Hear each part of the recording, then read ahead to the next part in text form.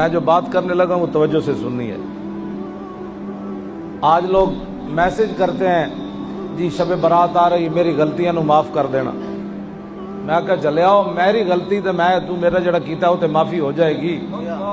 جڑا 70 سال حضور دا دین دے دشمناں نو تسی اتے لے آئے ہو اودی معافی کنے دینی؟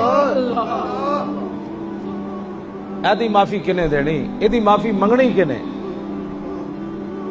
ہاں جی، آج لوگوں میں یہ بات رحمت للعالمین کا لوگ یہ معنی کرتے ہیں کہ حضور کے دین کے خلاف جو مرضی کوئی کرتا رہے حضور کو غصہ ہی نہیں آتا۔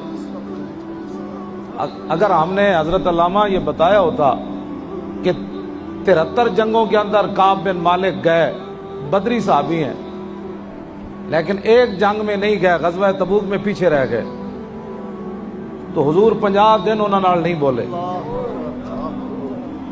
ایک جنگ جو پیچھے رہ گئے ایک صحابی 73 وچ گئے تے بدری صحابی تے میدان احد وچ بڑی وڈی قربانی بھی دیتی کعب بن مالک۔